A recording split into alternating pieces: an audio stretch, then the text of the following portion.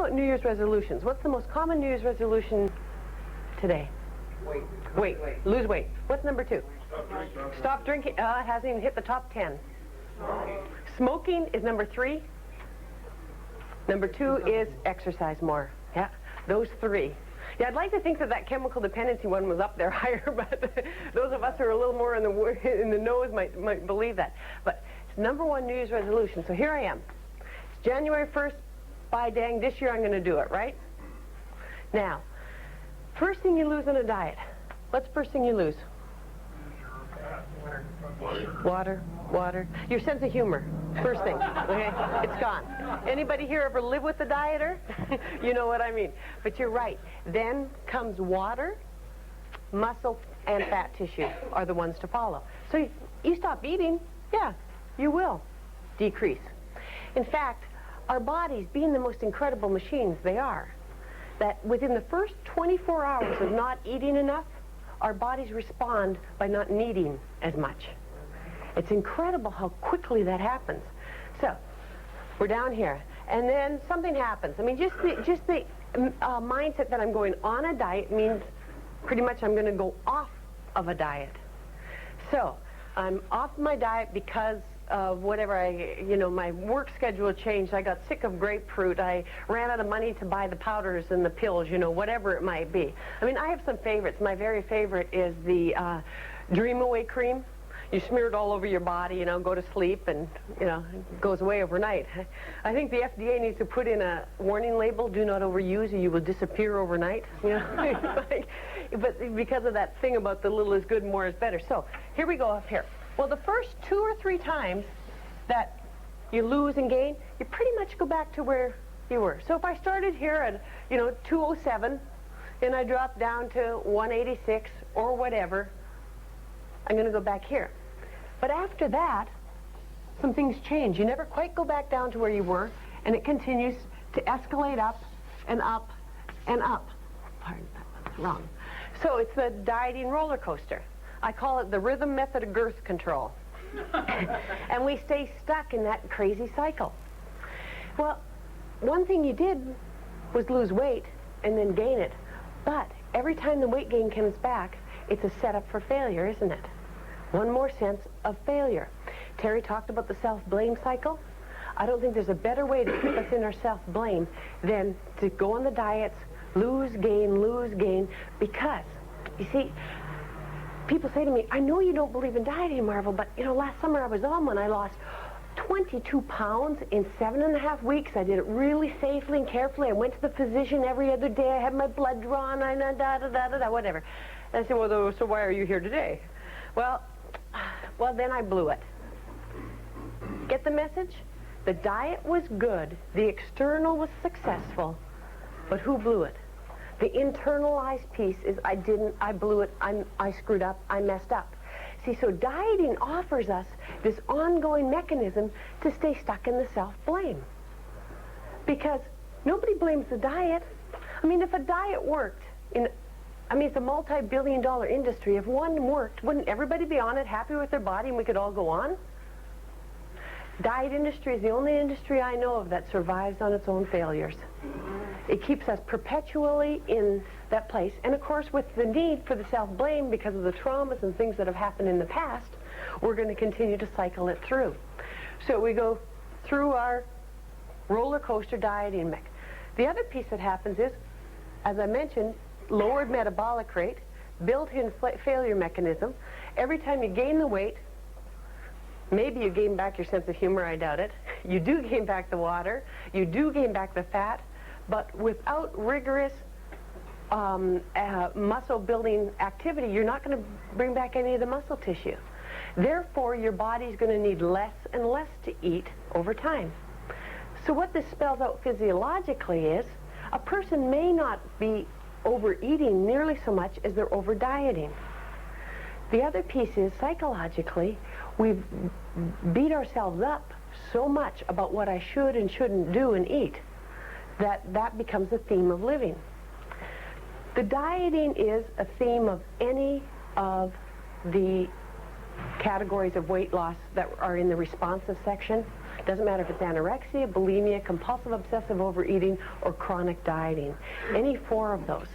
The dieting is the piece that's the thread that's manifested in an unhealthy way in who we are. So we need to get to a point where we're willing to give up dieting, to recognize the physiological and psychological implications that don't work for us.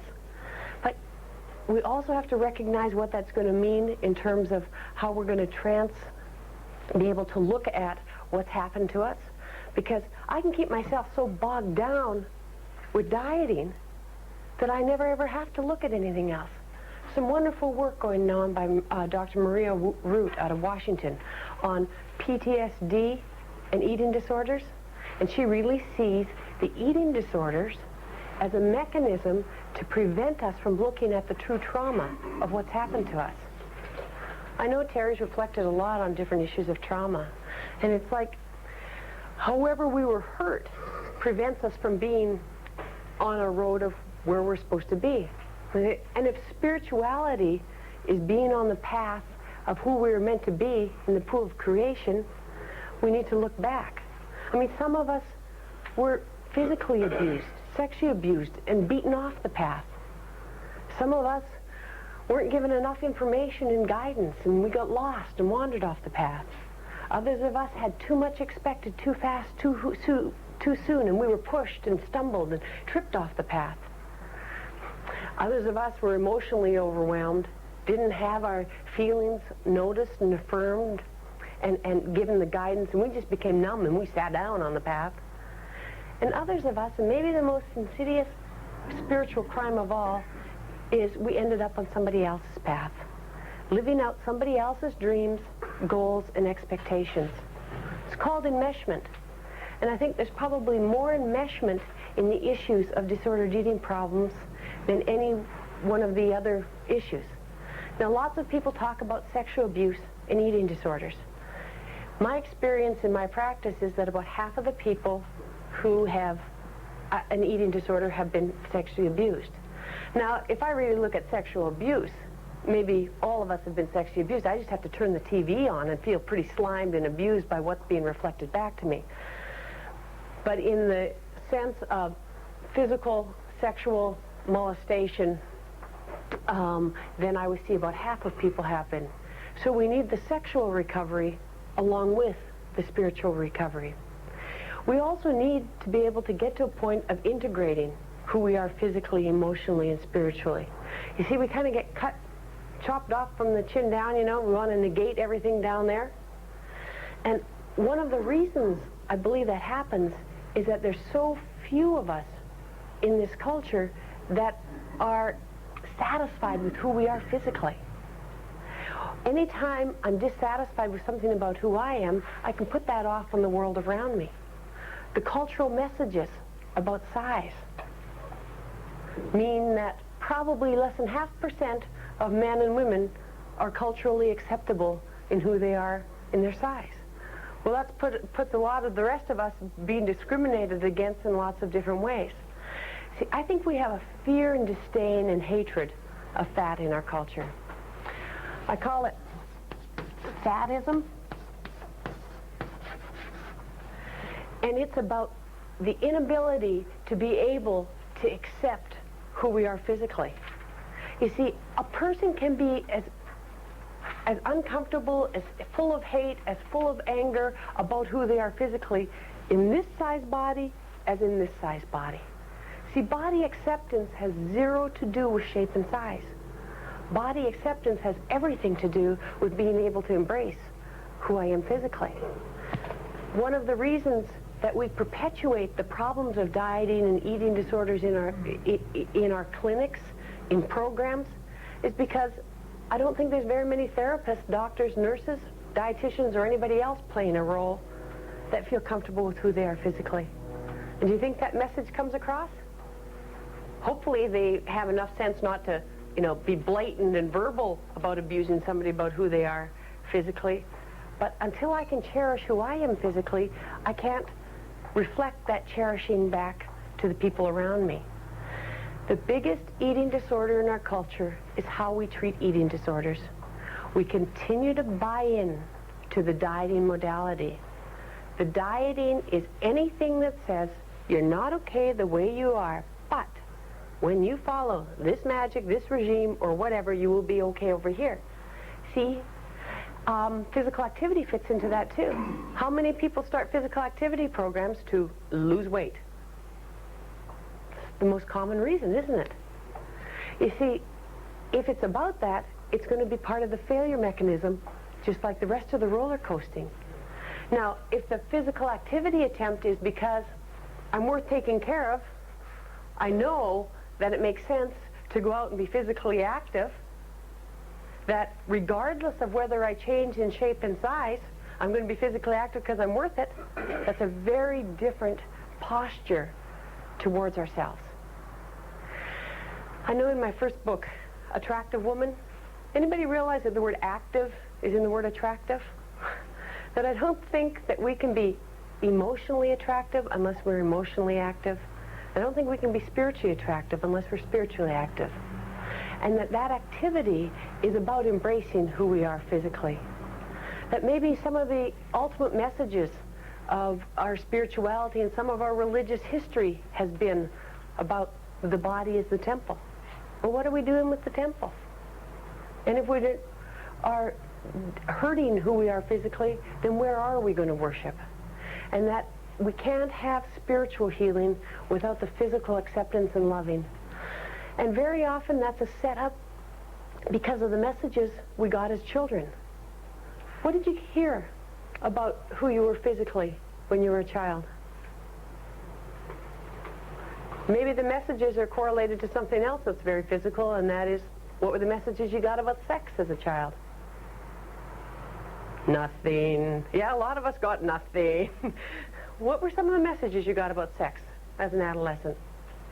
It's dirty. It's dirty. Don't talk about it. Don't look at it. It's dirty, disgusting, sinful, and awful, and save it for the one you love the most.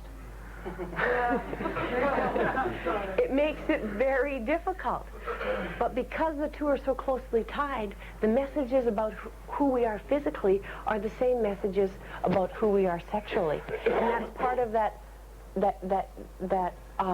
shame and that put down and degrading ourselves from the chin down. We need to get off the dieting routine, and people are scared as can be of that. Because they say, well, I'll fill this whole room if I start eating da-da-da. And then I say, well, it hasn't worked the way you've been doing it. How about this route for a while? It means being physically active, not as a basis of weight loss, but as a mechanism to recognize the body wisdom that each one of us has. It's like being able to make the correlations between what I do physically and what I can do emotionally. You see, when I'm on a bicycle, it's one with all those gears now, you know, they don't make simple bikes anymore, I don't think.